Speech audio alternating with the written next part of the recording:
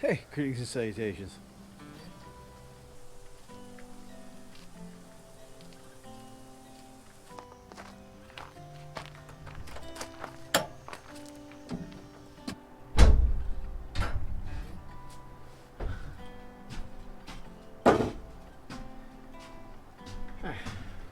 So last week I made a video talking about the performance of one of the videos that I made and how it just kind of languished there on the internet, and all of a sudden, like a month ago, it shot to the moon. You can go watch it up here. And many of you watching are watching because you subbed as a result of that video. Welcome to my channel. Thanks for subbing. And don't forget, if you have subbed, click the bell icon so you can be notified of future uploads. Like I always do every morning when I do my final edit and click the publish button, I check my analytics. That video currently is the #1 video on my channel. It's getting over 1,000 views a day. And it's driving all the numbers up, and that's great. I'm happy for it. I wish I could get, one of those every quarter. That would be awesome. Even better, be one of those a week. Dare I dream. The common theme in the comment section is that everybody has a certain level of disdain for those plastic gas cans. So, the video kind of resonates with the majority of the people that have taken the time to watch it. There's countless testimonies in the comment section about people who have shared similar experiences that I have with the inability to effectively get fuel out of those cans.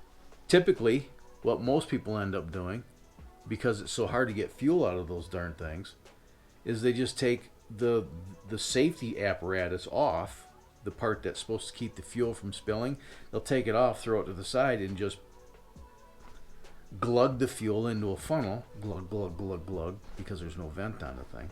And people seem to have better luck with that in keeping fuel off the ground than actually using the device that's designed to keep fuel off the ground. Seeing that so many of you have taken an interest in that video, and so many of you subscribed, and so many of us have the shared experience of being completely deckered over by these abominations, that I thought I would share a little bit of insight and experience that I have with alternatives. Plastic gas cans are an excellent way to get fuel from the fuel station, the pump, to the device that is the end consumer of the fuel. They, however, are not very good at storing fuel. There's safety concerns with the storage of fuel, obviously. But if you don't use these cans properly, there's also a fire hazard that you may or may not be aware of. So there's a proper use of that fuel can in the transportation of fuel from the fuel source, the gas station, to the personal watercraft or the car or the dirt bike. And you need to understand that there's a certain protocol that you need to follow to be able to dispense fuel from the pump into the can, and then from the can into the device safely, so that you don't have a flash fire. I'll talk about that. The other thing I want to talk about is the proper storage, long-term storage of fuel. In terms of long-term storage, fuel is probably going to start to go bad after about 6 months because of all the additives and detergents and the alcohol. There's methanol in fuel now, especially out here out west. There's no such thing as fuel that doesn't have methanol in it, and methanol is hydroscopic, which means it attracts moisture. It will pull moisture clear out of the air and will contaminate your fuel. So there's additives that you can buy that will allow you to store gasoline for extended periods of time, maybe even as long as a year or two. If you're storing fuel long term, you need to rotate that, but there's proper devices for the storage of fuel. Plastic gas cans are not the proper device to store fuel in the long term. And also, I want to share with you a story that was conveyed to me about 25 years ago on the dangers of plastic gas cans. I need to go to the gas station and get some fuel. Come on. Bet you thought we were going to do a bus video today, didn't you? Nope. The only reason I came out here is because the neighbor has somebody doing some work next door, and it's too noisy in the driveway. So I came out to the bus. Which can am I going to use today? I have several of these plastic cans. this little 1 gallon 4 ounce can. I have this 2 gallon Blitz can. I have this 5 gallon can. This has some bad gas in it from the Suburban. And of course, my latest bastardized abomination of a gas can, and the one that was featured in the video in question. I also want to get some fuel for some long-term storage. And I'll grab my jerry can. So 25 years ago, I was a young man, new crew leader, and I was building pole barns in West Michigan. The particular job I was working on was a building that I was building to replace one that burnt down as a result of flash fire from a plastic can.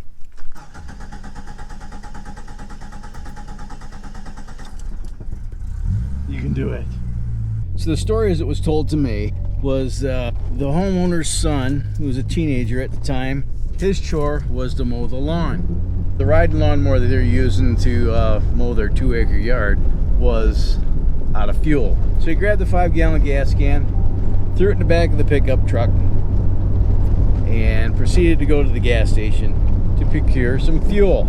So after the young man procured his 5 gallons of fuel, grabbed the gas can out of the back of the pickup truck, walked over to the riding lawnmower, opened the hood, opened the gas cap, went to go pour fuel into the lawnmower, and as soon as the neck of the gas can touched the opening of the fuel tank on the lawn tractor, the static discharge sent the gas can ablaze.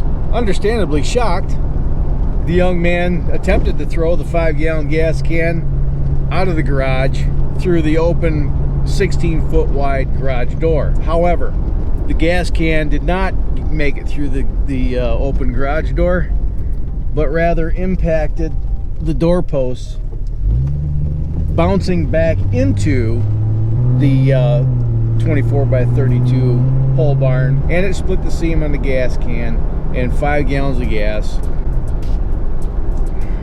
proceeded to spill and burn on the concrete floor of the pole barn.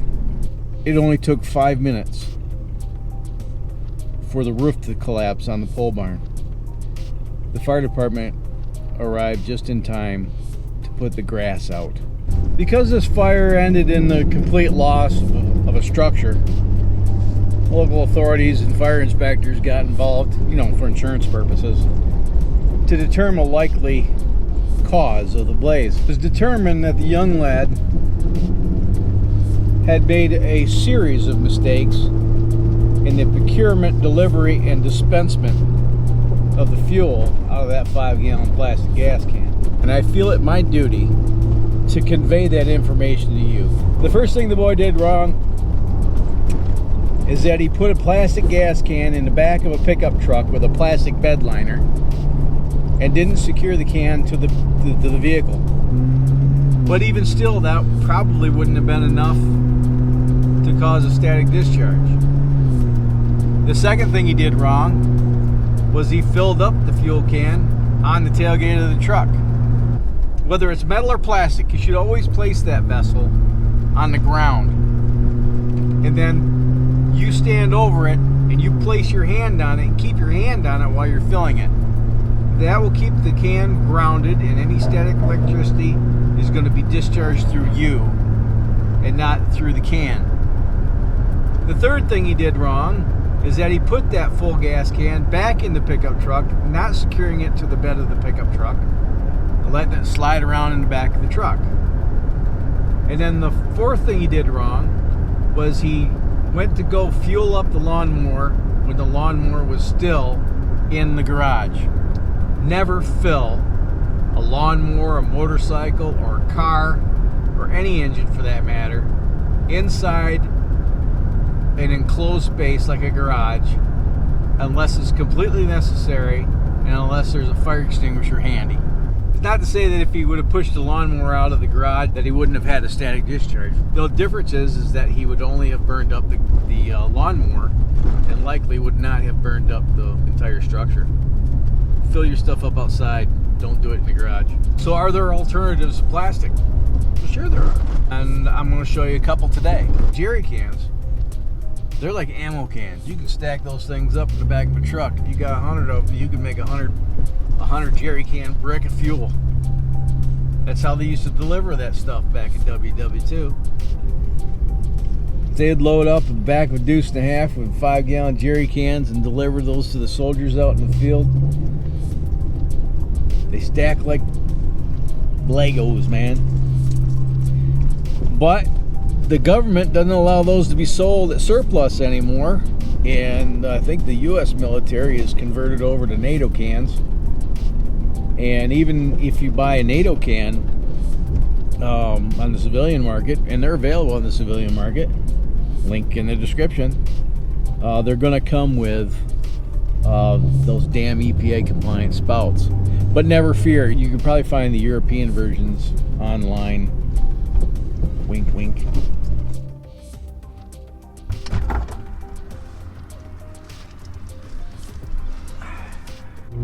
The downside to using a jerry can, they're hard to come by and they cost a lot of money.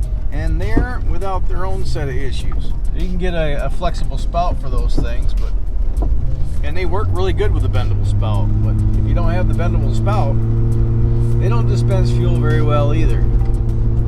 I could just imagine our boys over there during WW2 probably poured as much fuel on the ground as they used. But I digress. The NATO cans are a little better at dispensing fuel, but again, they're not very good at dispensing fuel without the spout. So there's a different alternative called a safety can. And if you don't know what a safety can is, well, let me show you. This is a type of fuel can that you'll find on any typical job site. This is a safety can. And if you have anything other than this type of fuel can on a job site and OSHA finds it, you better grab your ankles because they're going to stick it to you. But if you look here, this cap is spring loaded. It's attached to the handle here, and it requires some mechanical input to open up the spigot to allow fuel to come out. And there's no vent. These safety cans are very good at storing fuel because of this cap. As fuel heats up, it expands and off gases, even diesel fuel, it'll off gas some of the volatile organic compounds in the fuel, and it'll pressurize the vessel.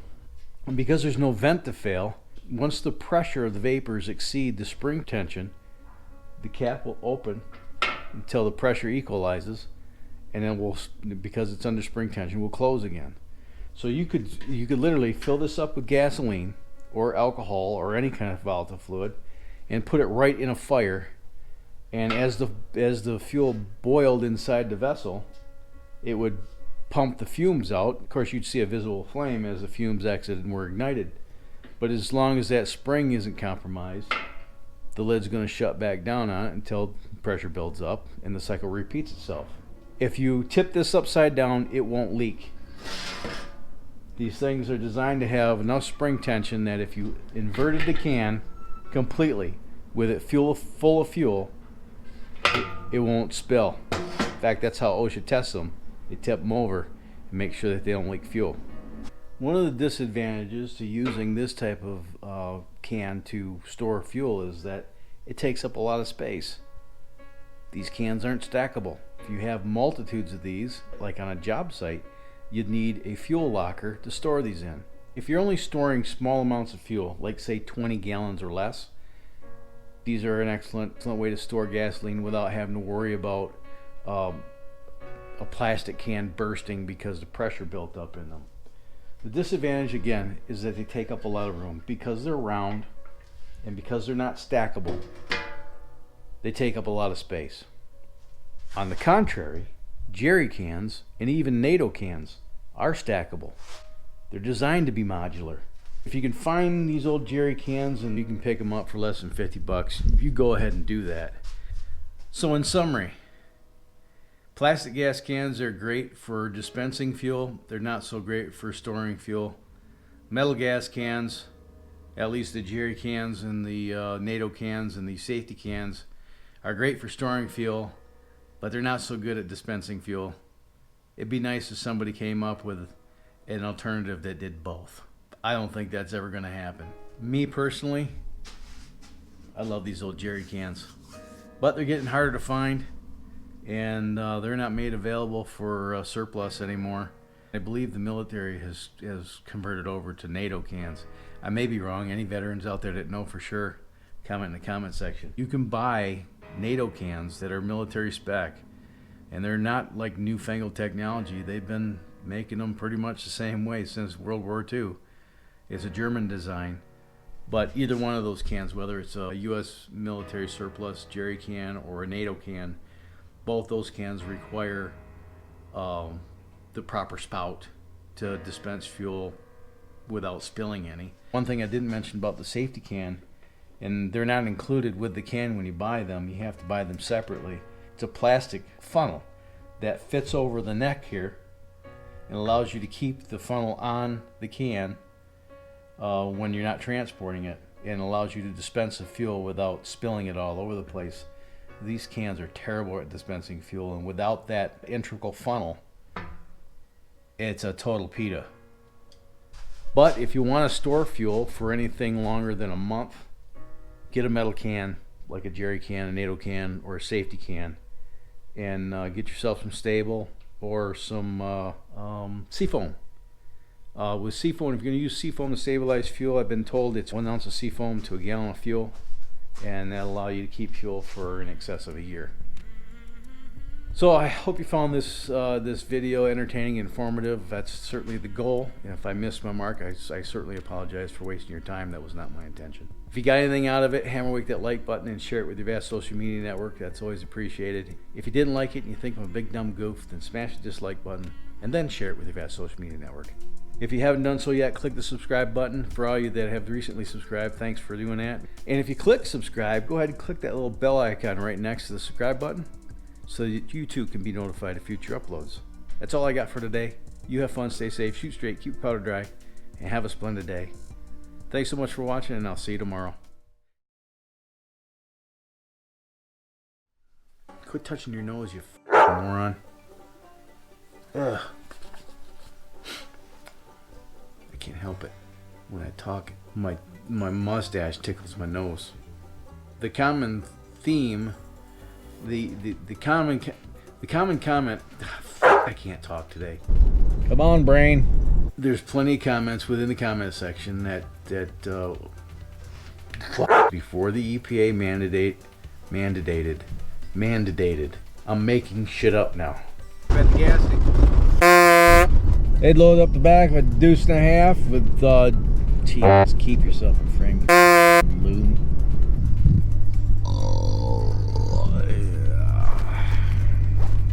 Disadvantage to the jerry can and the NATO. Keep yourself in frame, you goof. There's a bit. God, I can't fucking talk. Go ahead and click that like. Can't fucking talk. I'm a big dumb goof. Big dumb goof.